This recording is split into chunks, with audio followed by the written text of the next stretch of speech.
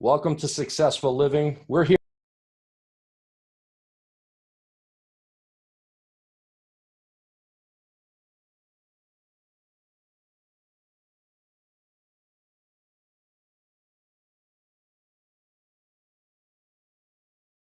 Like some of us don't know what that looks like, and that can feel uncomfortable.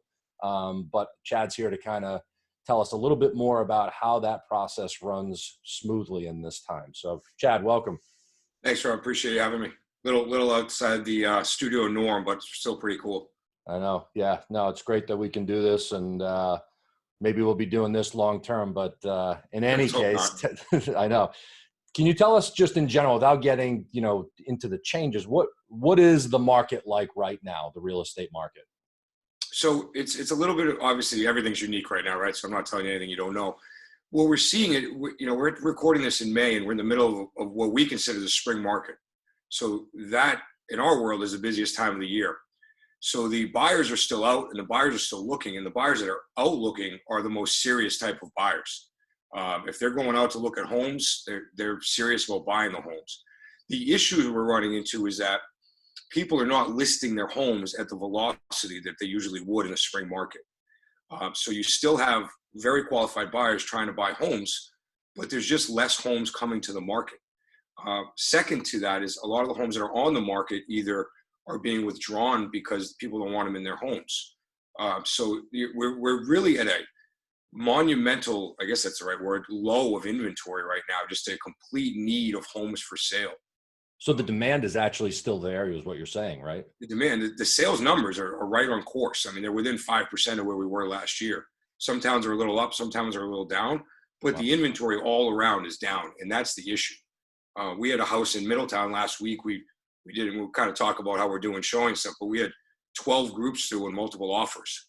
Wow. You know, Okay. so we put another house under contract this morning for $2.5 million that's been sitting on the market for almost a year. All right. So tell us about, I mean, what is the process? So let's go first with obviously someone who wants to sell their house. Mhm. Or no, let's just go with who wants to buy and who wants to sell. And how's the process working now? I mean, for me, before this or when this all started happening mid-March, I'm thinking, hey, the real estate market's going to go absolutely, in the hole. And like you said, the demand is still there. The inventory is not, and therefore the prices really don't seem to be dropping a ton. No. So, I mean, what is the process? So for me, if I was going to either buy or sell my house, I'm thinking exactly what you said. I'm scared someone's going to be in my house, but I want to see this house before I spend $500,000 on something. Right. So there's two sides. So the seller side is the fear of somebody walking around their home. We have a number of listings that came on the market this week and some that are coming on next week that are vacant. That's very easy. We listed one yesterday as well in Middletown that's vacant. So we're able to give the agent the lockbox code and not have to attend the showing. For instance, we had a number of closings this week, and we are not at that point considered instrumental to a closing. We've already pretty much done our job, and they're at the table signing. So we actually haven't been attending closings the last few months. I saw a Newport lawyer yesterday did a closing. He brought the package out to the buyers in their car, and they sat on Bluetooth and talked them through each form one at a time. He brought them out gloves and pens and everything else, and they were posting pictures. It was actually, I don't know, humorous, I guess, but they did the closing from the front seat of the car in his parking lot. Wow. So things like closings and such, we're not really attending at this point. I have another one today. We're not going to. It's just the seller and the buyer signed power of attorney. So the closing side's completely changed, where we don't all kumbaya around a closing table and hold hands and cheer. So that's changed. The buy side, or what the one in Middletown that I mentioned at 12 showings, what we're doing is first off, it's really, we got to escalate the technology in the business we're using. Now, a lot of us use a lot of technology already, like as I'm sure you do. But virtual tours, videos, floor plans, websites, as much as we can do to cipher out the buyers before they get to the house. We want to know that they walked through the video. We want to know that they like the floor plan. We want to know they're driven by and like the location. If they're going inside the house, we want to take out all the objections before they get there, so we can really, minimize the contact between buyers and sellers as much as possible. The one we did in Middletown, I keep mentioning just because it's a good example. We had an agent stationed out front with gloves and masks. The seller opened the doors, turned on all the lights, Cloroxed everything down. he went out for 2 hours, and we scheduled people on 20-minute intervals, and we stood at the door and regulated who was going in and out. So just the buyers and their agent, if the agent wants to go in, and that's it. We ask leave the kids at home if you don't need to bring the kids, or if you want to come back and forth without the kids. I mean, I watched a couple walk into Home Depot yesterday with a 2-year-old and a 3-year-old throwing their masks all over the floor. Yeah. I think if you don't need to bring, really minimal who we're bringing. I did a showing the other day, and the agent and I both had masks on. We also did a walkthrough the other day where I just waited outside. The agent walked the buyers through the home before they closed. And really, we're just trying to minimize the social distancing. There's no need for me to follow them around because there's no problems. Yeah. So we really just kind of spread out the best we could, and I just waited in the driveway in case there was any issues. Yeah, I mean, I think you make a really valid point. I really didn't think about this, but you're really getting to people that are serious, and nobody's just dipping their toe in the water of, oh, I want to sell or I might want to buy. So it seems like it rings true that you get people that, okay, they got to take a little extra effort here, but that probably means that they are more serious about buying or selling. The sellers are the same way as the buyers. I mean, if their house is on the market right now, they're very serious about selling. Yeah, that's great. That's great. So, all right, so let's, kind of finish up a little bit. Who knows? Everyone asked me in my industry, what's the stock market going to do, right? So, I mean, who knows? So I think, my question would be twofold to you. And I think the first part is, what has this pandemic done to the real estate market from a point of view that you see carrying forward? So once now social distancing starts being eased, where are we going with, the way you do your job now? And is that better or worse? So what things do you see that you've had to be so tight with it right now? Now that there's some loosening, is there something that's going to now, do you foresee change in the way you do business?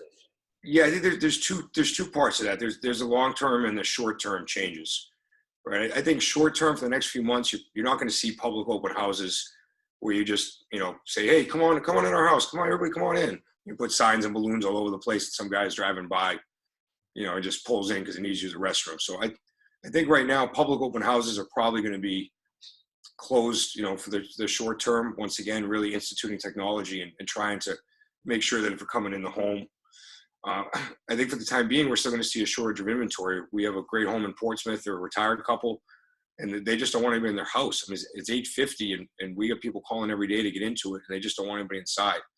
So I think as it starts lightening up, we'll be a little more flexible with the showings. But that's the short term. Long term, we're still in this shortage of inventory, really low interest rates, and I'm watching. There's almost as many homes being withdrawn every day as there are going pending under contract to close.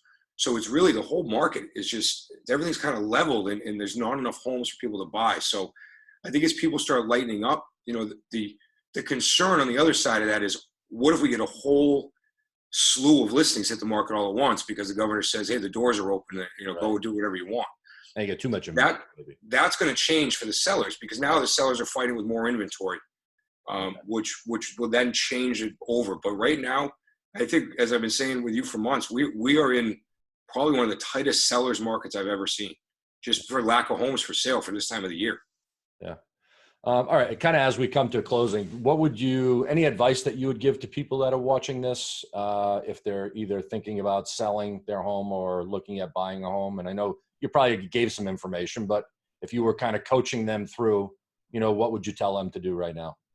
Well, I think if there's two parts. The buy side, if you're working with a buyer or a buyer's watching this, make sure to go out and get your pre-approval letter, get everything ready in advance.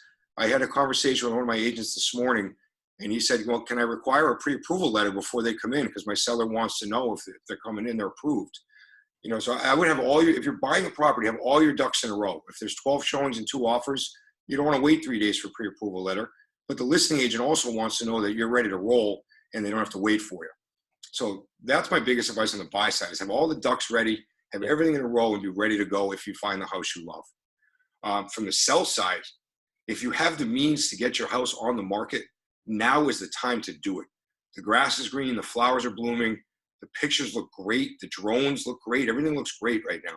And the buyers that are out there are serious. So if you have the means, if you have a vacant house or a house that you're not really panicked, you don't mind leaving for a couple hours and we'll Clorox the place down after the fact, this is one of the strongest seller markets I've ever seen. So this is a time to sell your house if you're comfortable to do so. Great. That's some great information. And, I came into this interview, knowing very little, I think, in the real estate market. And I think you've shed some good light, and I think viewers will find this very helpful. So if anyone has any questions or whatever, they can go to foxprovidence.com. They'll be able to view this. And hopefully we'll get back in that studio. We're still airing our shows, 10:30 a.m. every Sunday on Fox Providence, with the hope that within the next few weeks, we'll be getting some fresh content on there. So everyone stay safe. Chad, thank you very much for your time. Stay safe, man. And we'll see you shortly. Thanks. Thank you.